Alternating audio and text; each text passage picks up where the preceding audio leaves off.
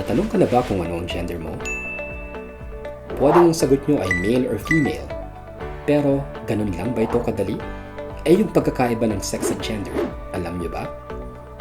Don't worry, kasi marami tayong nalilito sa definition ng dalawa. Kapag ang sagot mo sa male o female ay base sa katawan o biological characteristics, hindi yon ang gender mo, kundi ang sex.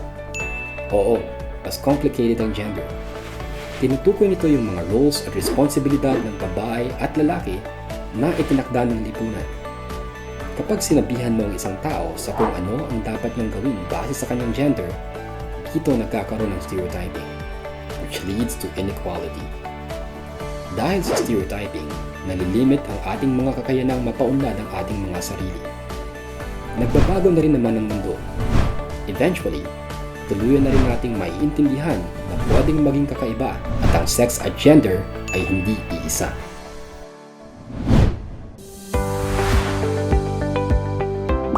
Uy, in a relationship ka ba? Ha? Hindi? Actually, alam mo ba, lahat tayo ay nasa relationship. Hindi naman lahat ng relationship ay romantic lang. We have different kinds of relationships with different people in our lives. Sa teachers, friends, sa mga magulang natin, kahit kapitbahay. Kaya lang minsan, relationships can get complicated. Minsan nagiging unhealthy din. When a relationship becomes unhealthy, you have to end it. When somebody you're in a relationship with does not respect you, when they make you feel bad, o kaya pag di ka nila pinapakinggan, or binubuli ka o inaasar, or when they physically or sexually force you to do things na ayaw mo namang gawin, signs yun ng isang unhealthy relationship. Mapa-friendship, family relationship, or romantic relationship, lagi mong tandaan, sa kahit anong relationship, sa kahit kanino, dapat masaya, hindi nasasaktan.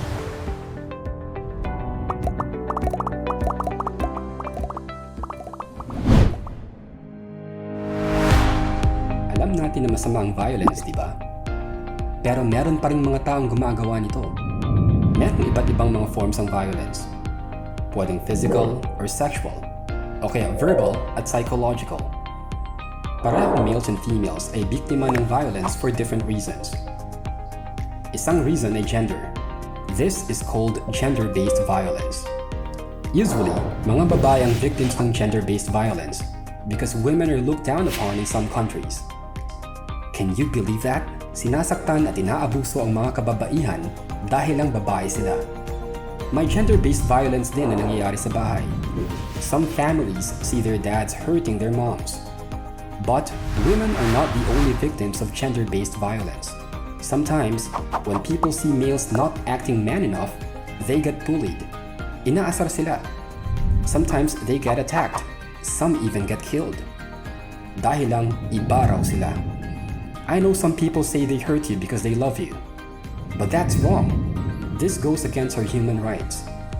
We should never live in fear because of who we are. Madaming iba't ibang klaseng tao sa mundo.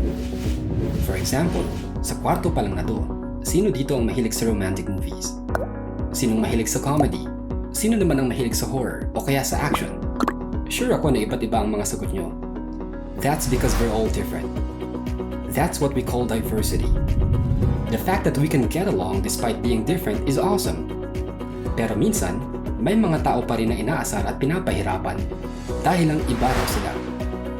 Kunwari, mga lalaking parang babaeng gumalaw, pati na rin ang mga lalaki na nagkakagusto sa kapwa lalaki, o babaeng nagkakagusto din sa babae. Pero ano bang mali doon? Wala naman, di ba? We're allowed to like whoever we want to like. Kailangan nating irespeto ang pagkakaiba-iba natin. No two people are exactly alike, and that's a good thing. Diversity is good. Nobody should be judged or hated on just because they're different. Ang pagtanggap sa mga tao, kahit iba sila, ay importante. Nothing is wrong with being different. It just shows that all of us are awesome in our own way.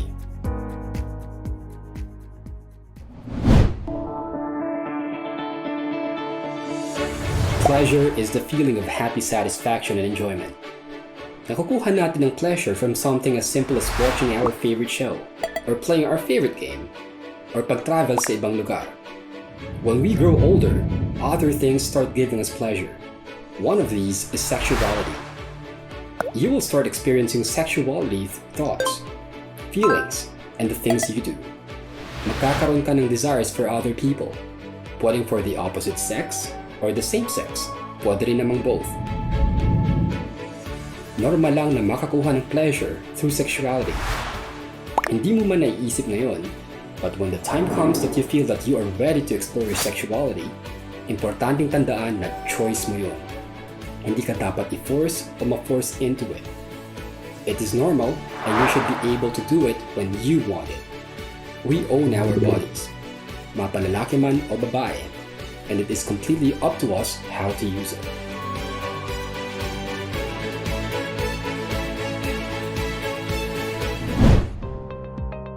Naitanong mo na ba sa mommy or daddy mo kung saan galing ang mga babies?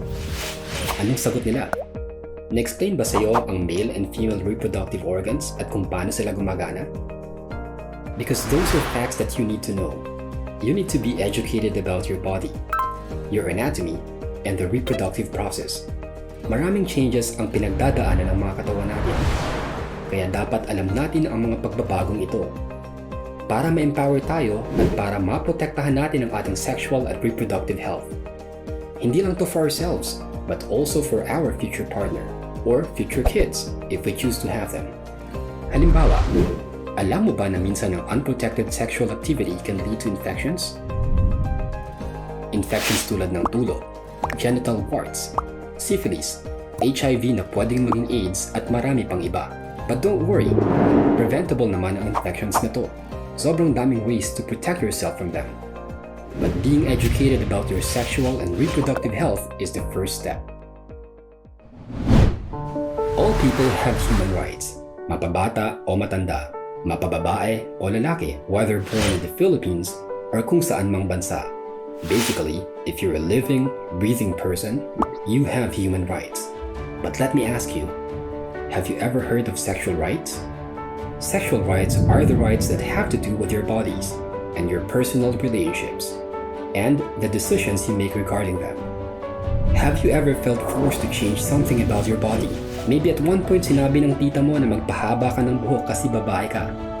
O kaya, inasar ka na ba dahil sa pananalita o pananamit mo? Or have you ever felt too shy to ask about sex and reproduction? Were you ever given wrong information about it? Dapat di yun nangyayari. That's where sexual rights come in. You have the right to choose kung anong gusto mong gawin sa katawan mo at sa sexuality mo. This is internationally recognized. You have the right to health services. You have the right to express your gender. And you have the right to be educated about sex. You, and only you, have the right to your body.